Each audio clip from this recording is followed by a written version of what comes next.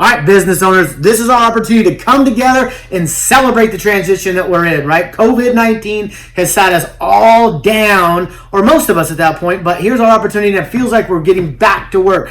Buddy and Nikki Cummings, talking to you this week about company culture and the importance and magnitude as we begin to re-engage with them, maybe Zoom and maybe live, but this is our opportunity to realize the importance of it, right? You can't go into a battle with a half-assed team who is not really sure what they're up against or why they're even fighting yet, right? So that's our job and some of the success that we've experienced in the past. Would you agree? That's right. After having worked together and as entrepreneurs for almost 20 years, truly, and having sold multiple businesses, our workplace culture has been the separating, dividing factor that has made our company more unique. So much so that the last company that we sold became the number one, and we were a service provider. We didn't produce a widget or any rad technology.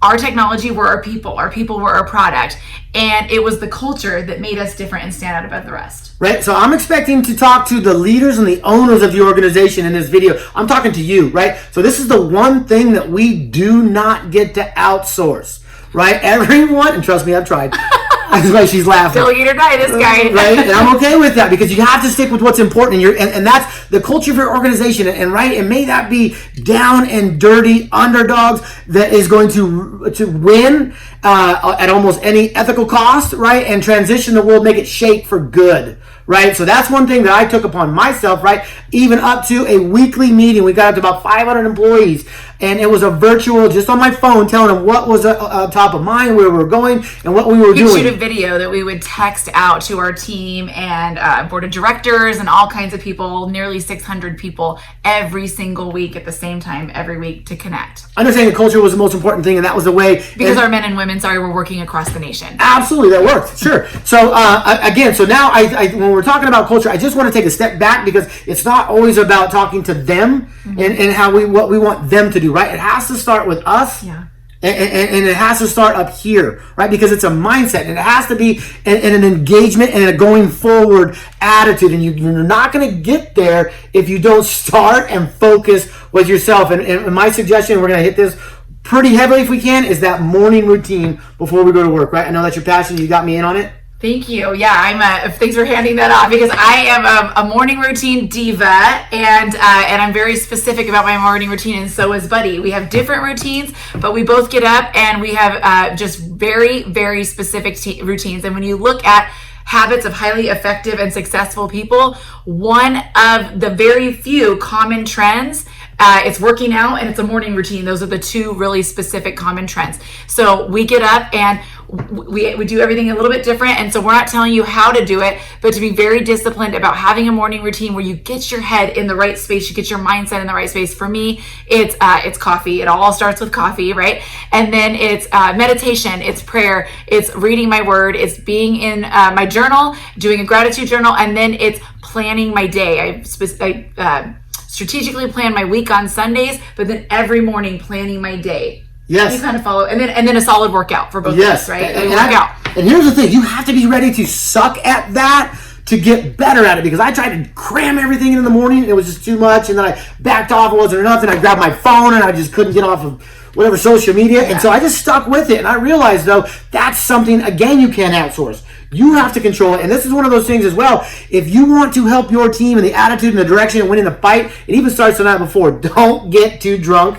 I've tried that as well. Or Netflix and chill too late. Right? You have to, right? Because we're talking about culture. It's all up here. Your team has to be able to follow you, William Wallace. Right. For freedom. So know that. And it starts with waking up early. I didn't actually say that. It's getting up. So we get up about an hour to an hour and a half before we have littles at home. So before the kids start to wake up, we get up so we can, it's not selfish. It's not, it's us carving out our own time for ourselves. We're in different parts of the house, working on ourselves, so that by the time the kids get up and dad starts making breakfast and mom goes to, put her face on, we're already having an amazing, successful day just with that a little bit of amount of time. We've already got a lot of traction. I promise you've heard it before, but I'm telling you right now, before we go any further, you have to focus on yourself, be selfish about it, and be non-negotiable with it, right? Yes.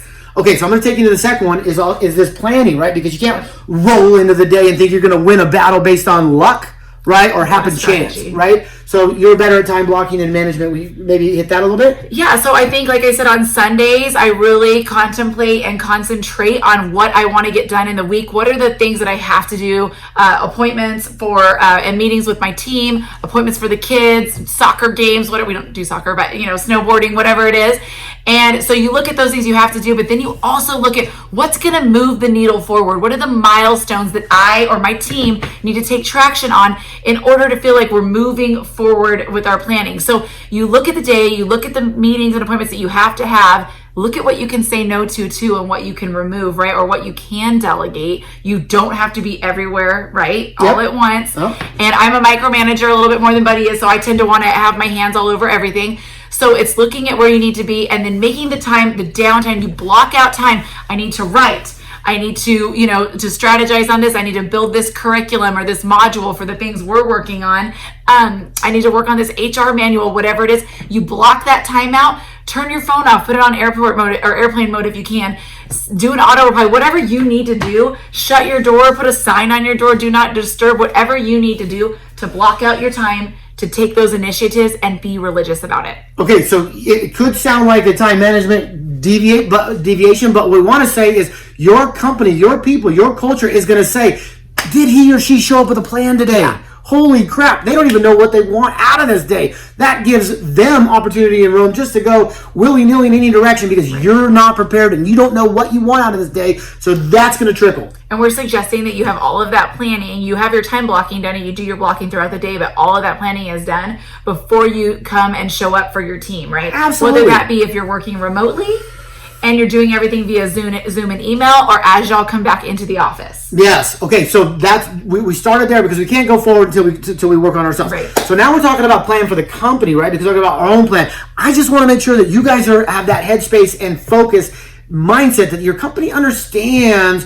what their destination is, right? Because that's culture. It doesn't have to be written down. It's a feeling, it's a gut, it's an understanding that your company shares of where are we going, and you'd love to know why. What's the cause? What are we fighting for, right? It's not just against, and against, right? Because that's, once you understand where you're going, you got to understand your enemies in the process, because that's a real reality that rallies people is an enemy, right? A common enemy to fight against. And a lot of times, especially right now, it could be cash flow. Your team needs to understand, hey guys, cash flow is our biggest threat to this organization, and here's our plan, or can you help with a plan out of that threat, right? It could be relevance in your product or service and offering. That's our threat that we have to rally against, because what we're here to do is be the best in this industry, and here's why and what it means to us, because we feel it's attainable, right? Yeah. It's where are you going and what are you fighting against, and understand that in your head, because it'll come out and hopefully conversations throughout the day that they begin to pick up and to anchor to.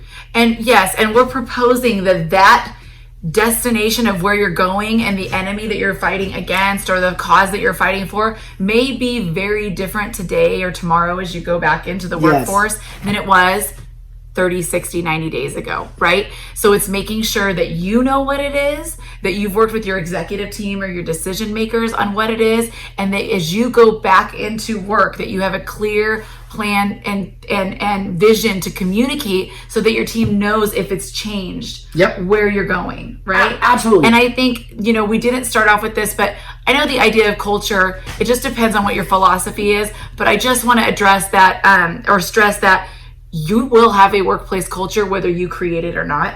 The culture will evolve. So it's up to you if you're going to be the one to dictate what the tempo is and what that culture is, or let somebody else do it for you. Okay, so a couple last points. We got a couple last points. Do we have time? Yeah. Okay, so be invisible. Be invisible. Be visible. Be the opposite of invisible. Be visible, right? That's some of the things that sometimes if you don't know what you want to do next, or you don't have a plan, or maybe you drank too much last night, you're hungover, most of the time you're going to want to go in your office, shut the door, and focus on something. Maybe check your emails. Yeah, you want to act like you're doing something. Your own company is then stranded and disconnected from the motor, which is you. You're the engine that's driving everyone and everything, right? So be visible, right? And the best way to be visible first thing in the morning, right, is we talk about our morning meeting. Right, you want to hit that, or you want me to? Yeah, so there's actually a book I'll show you. It's called Scaling Up. As our company was growing from probably 250, 300 employees up to 500 with a plan to get to 1,000, what worked for us before wasn't going to work for us to get us to that next level. So we went through a book called Scaling Up. It's written by Vern Harnish, who also wrote Mastering the Rockefeller Habits. Amazing book. But one of the concepts that he presents is this morning meeting. And so we had ours at 9:09 every day. And so we called it the 9:09. And you bring in your decision makers and you come together. And for us, we focused on, it was like 15 minutes long. There was maybe 7 of us in the room, 5 to 7. Yep. And we focused on going around the room quickly and saying one thing we're grateful for. Yep. One thing we're focused on. Go around the room, you're grateful. Go back around the room on what you're focused on. Do not try to solve each other's problems. You save that for after the meeting, and then talk about what you're stuck on. And then stop the meeting, and then if you have time, then it allows people to collaborate and connect. So it's grateful, focused, stuck. Yep. Every single day to foster a spirit of accountability. Right, and there's so much meat on that bone that I hope you can like fully digest and understand That's why. a big video in and of itself. and it should be, right, because it's at 9:09, an off time to make you think, okay, it's not the normal routine thing, right? And you start with the gratitude, you start with what you're thankful for, because you need to understand and care about your team and what they're going through and what they're excited about, and it humanizes them first thing before you talk about anything else, right? And you talk about focus, because you need to understand what they're focused on, and if that can, like, whoa, where'd that come from? They need to understand what they're focused on. Yeah, exactly. It makes you think about, like, what am I going to tell the team I'm working on today? Right, they probably, in the right space. because they probably came in to work not focused on what they should be, right? Probably home. It was probably what they Whatever, ate. life, Probably their kids were yelling. The wife's irritated. personnel issue. Right, could be anything, right? So it's just a calibration, and it makes everybody accountable on their way to work. Like, what am I thinking about? What do I think about? Because I got to present on it, right? It does. I would do that too. It's totally different for me too. And last thing, what are you stuck on? Because we're all stuck on something. Everybody tries to tell you, oh, I'm just stuck on being too awesome. You know, I'm not really stuck at all. I just have the answers to everything. It's like, no crap. That's not. I'm just stuck on loving my team too much. Yeah, it's stuck on amazency.